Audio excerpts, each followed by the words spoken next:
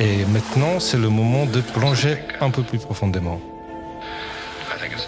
Et bonjour à toutes et à tous, vous êtes toujours bien installés sur Radio Anthropocène et au programme pour ces derniers instants en direct de la Villa Gilet. À l'occasion du Littérature Live Festival, j'ai le plaisir d'accueillir Nicolas Richard pour discuter avec lui de sa bibliothèque Anthropocène. Nicolas Richard, bonjour. Bonjour. Et merci d'être avec nous pour cet échange d'une quinzaine de minutes. Alors Nicolas Richard, vous êtes traducteur et écrivain. Après des études à l'école de management de Lyon, vous avez fait un virage à quelques degrés, je ne sais pas si on dira 180 ou non, et vous avez poursuivi votre parcours dans la traduction littéraire et cinématographique. Vous avez travaillé pour certains grands de la littérature et du cinéma. On citera Russell Hoban, Thomas Pynchon et les dialogues de Quentin Tarantino, notamment dans Inglourious Basterds, il fallait le souligner. Vous êtes également auteur et votre dernier ouvrage, Par instant, le sol penche bizarrement, carnet d'un traducteur, est un témoignage original sur les arcanes de votre métier. Il a été publié en 2021 aux éditions Robert Laffont. Et c'est à ce titre notamment que j'ai le plaisir de vous recevoir aujourd'hui. Alors pour entrer un peu dans le thème in medias res, pour parler latin, je ne sais pas si vous parlez latin. Oh, j'ai appris le latin, je crois que j'y suis allé jusqu'en première. Moi pas du tout. J'aimerais que vous nous racontiez peut-être la manière dont vous envisagez votre pratique professionnelle à l'heure de l'Anthropocène. Et juste avant de vous entendre, rappelez que l'Anthropocène, c'est cette nouvelle ère géologique et peut-être celle aussi où nous nous retrouvons confinés entre le plafond de nos émissions et un sol qui se dérobe sous nos pieds. Et à ce titre, pourquoi le sol penche bizarrement pour vous, Nicolas Richard ? Ah, j'avais pas pensé à ce rapprochement, mais c'est vrai que c'est bien vu. Le sol penche bizarrement, c'est l'idée que quand je suis en train de traduire, des fois, j'ai des doutes sur la langue que je suis en train de traduire, et j'ai des doutes sur ma propre langue.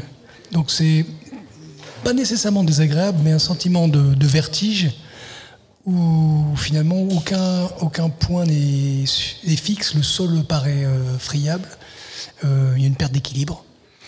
Et quand un texte en anglais est un peu créatif et littéraire, l'auteur lui-même est à la lisière de ce qui se dit couramment, entre guillemets, et donc mon travail c'est de jouer avec le déséquilibre et avec ma propre langue maternelle, le français, voir dans quelle mesure je peux la tordre pour être fidèle à ce que l'auteur a voulu dire.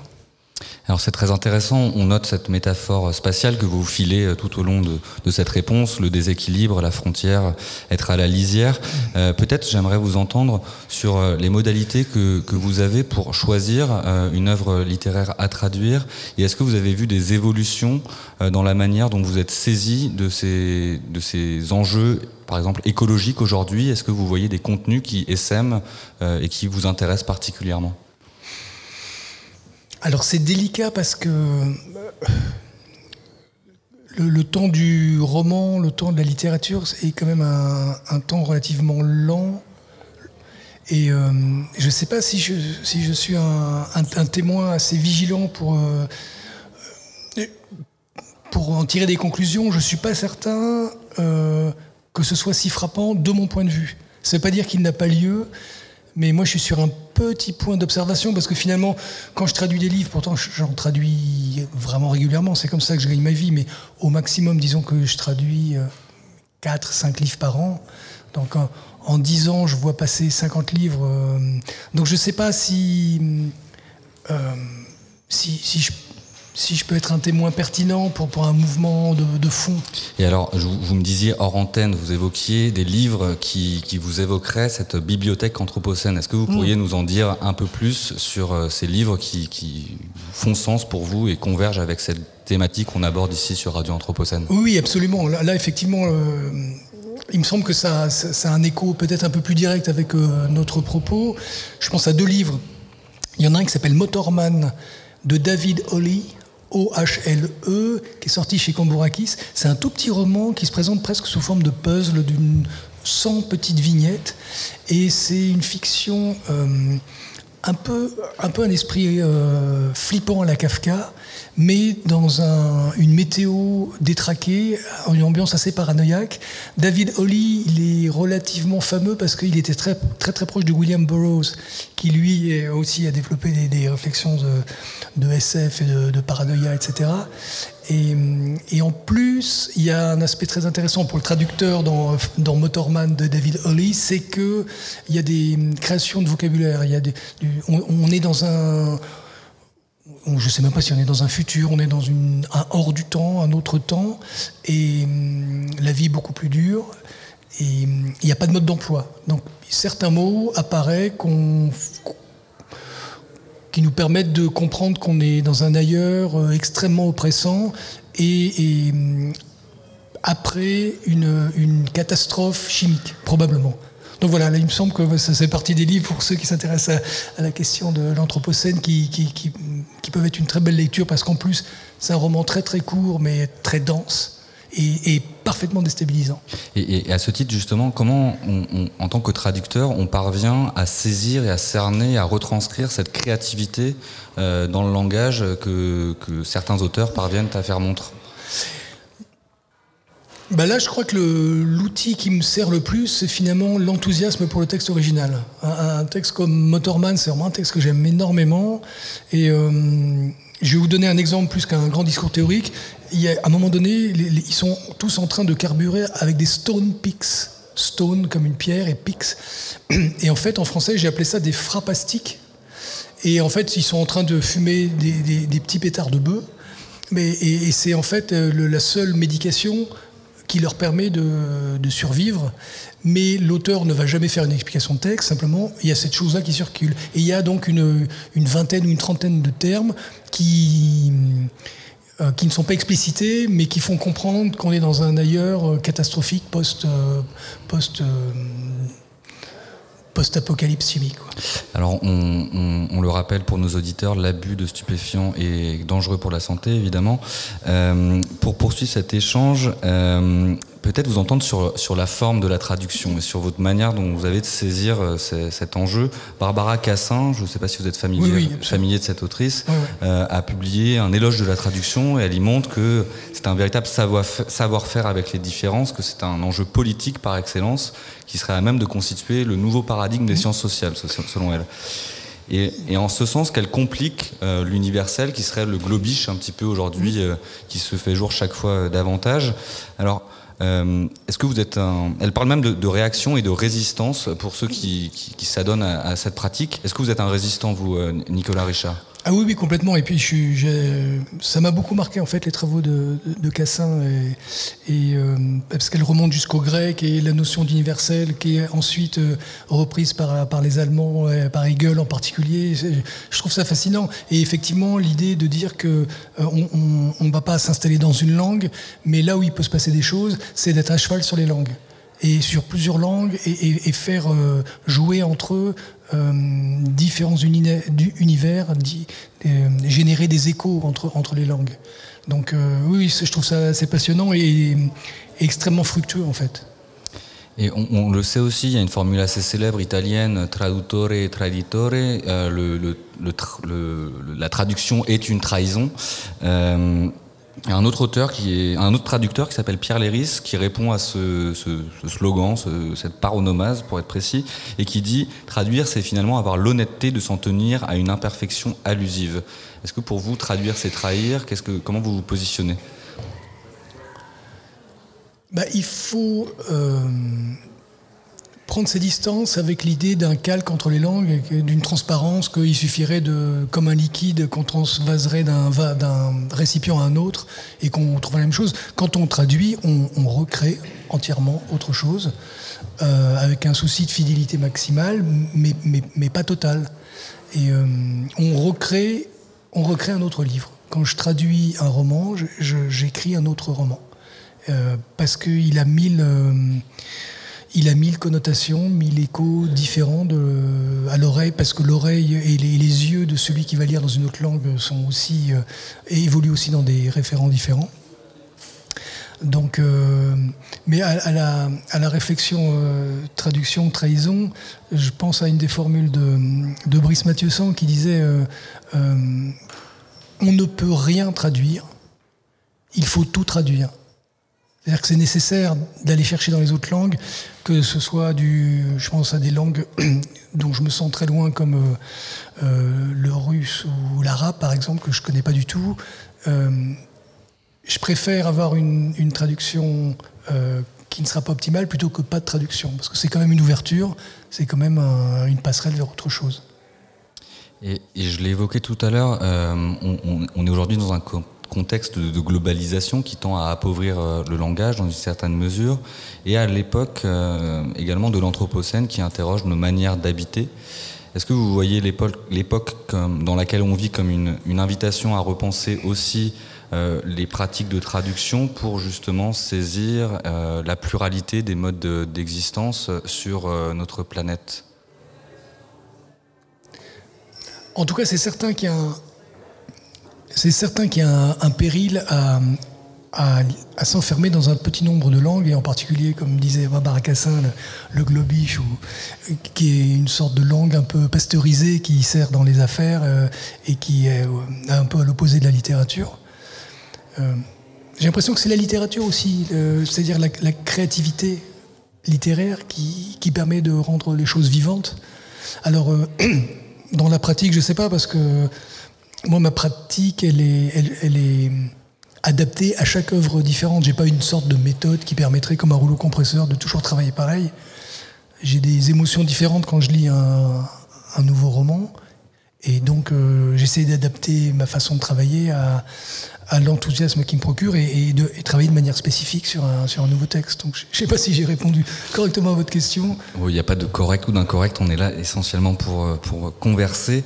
Il y avait un thème que je voulais évoquer avec vous, une réflexion qui m'est venue suite à un cours public donné par l'École urbaine de Lyon l'année passée, avec une professeure d'anthropologie, Karine Von Twin, qui en fait s'était intéressée à la question des peuples autochtones au Canada, et qui montrait comment finalement l'acculturation progressive de ces tribus, de ces peuples, au sein de la nation canadienne, à travers des programmes de formation, notamment scolaires, et la question linguistique, finalement l'érosion de la biodiversité linguistique conduisait à une érosion de notre rapport au vivant et de la biodiversité naturelle.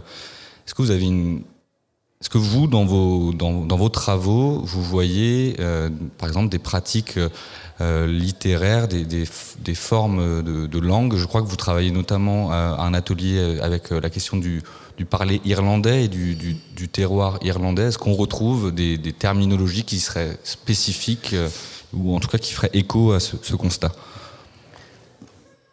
En fait, il y a deux choses. C'est pratique d'avoir un véhicule commun pour échanger.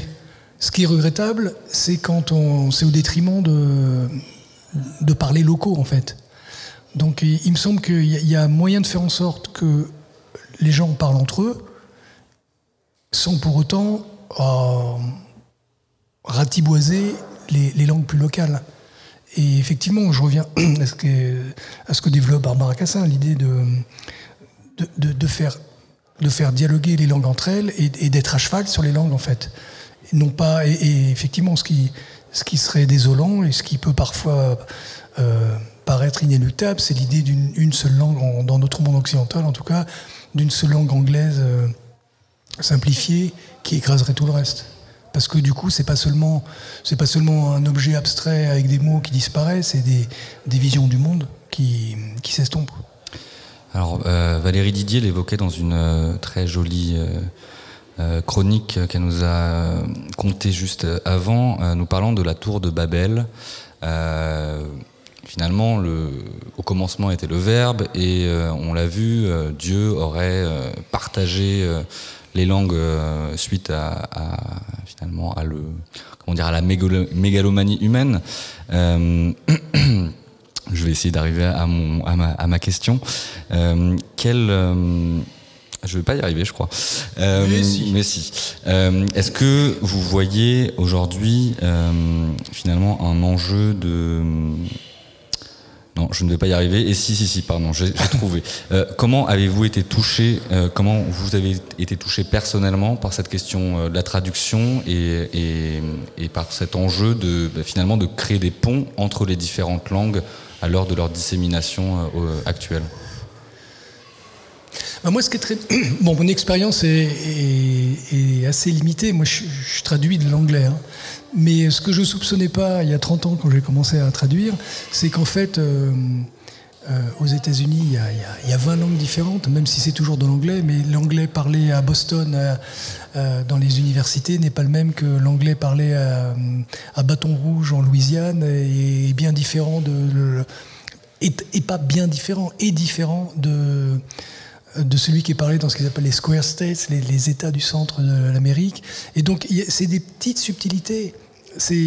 Finalement, ça ressemble à une même langue, c'est la même structure, c'est des syntaxes assez proches. Mais en fait, c'est ça qu'il faut essayer de conserver quand on traduit. Moi, en tout cas, c'est à ça que je suis sensible. Et je ne parle pas des différents anglais en Grande-Bretagne. C'est pareil, entre les Écossais, ne serait-ce qu'entre Glasgow et Édimbourg, il y a quand même des différences. Et Pays de Galles, la banlieue de Londres, etc. Donc, en fait, moi, en tant que témoin, modestement, dans une seule langue, en plus, je ne suis pas à cheval sur 10 000 langues, dans une seule langue, déjà, je constate qu'il y a ces particularités. Quand je traduis l'irlandais, il y a des termes qu'on peut appeler les gaélismes, qui ont un sens évident pour ceux qui y habitent, et que je peux identifier en tant que traducteur en français, mais après, comment je me débrouille pour faire entendre ça en français? Donc voilà, ça fait partie effectivement de toutes les questions qui se posent, que j'essaye de résoudre au coup par coup, et dans le sens jamais de lisser une sorte de langue qui serait entre guillemets du bon français, mais au contraire de faire sentir ces aspérités, de faire sentir ces grumeaux, ces choses qui accrochent, pour que le lecteur français sente qu'il se passe quelque chose. Et à cet égard, la diversité linguistique régionale en France, est-ce que c'est quelque chose qui vous inspire? Je ne sais pas, est-ce que vous avez pensé sur le breton, l'alsacien, le basque? Ça fait partie des registres que j'ai, des outils que j'ai à portée de main. Donc, je peux utiliser l'argot en cours dans le Marais Poitevin.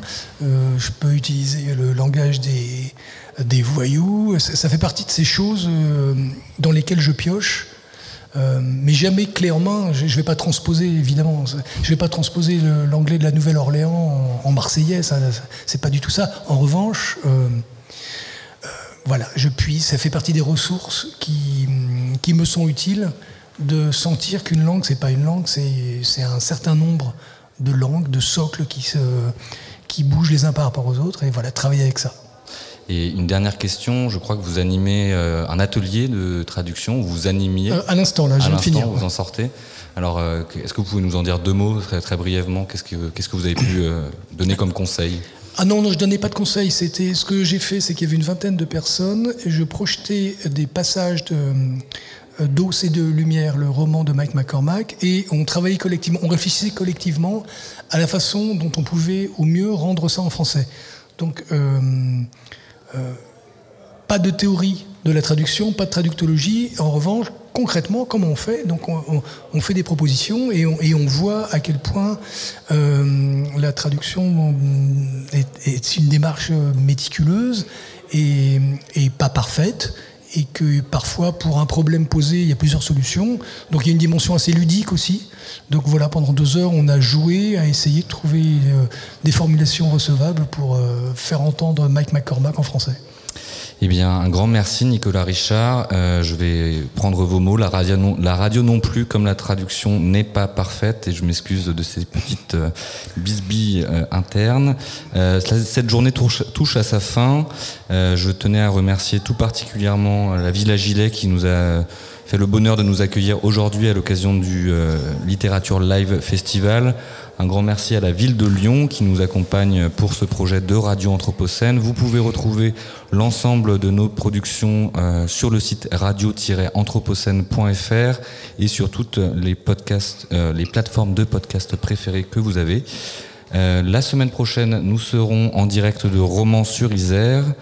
Et puis un grand merci à tous mes camarades, Florian Fontpéry, Emma Novelle, Damien Rondepierre, Valérie Didier, Isabelle Villot, Indra Cracoteville et puis Bérénice Gagne et Juliette Michel. Je vous souhaite une excellente soirée et à bientôt sur Radio Anthropocène.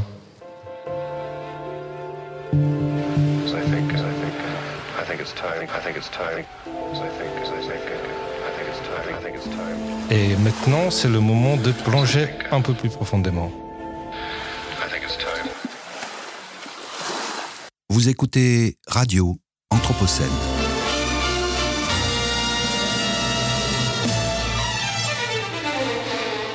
Une programmation de Radio Anthropocène avec Radio Bellevue Web et l'École urbaine de Lyon.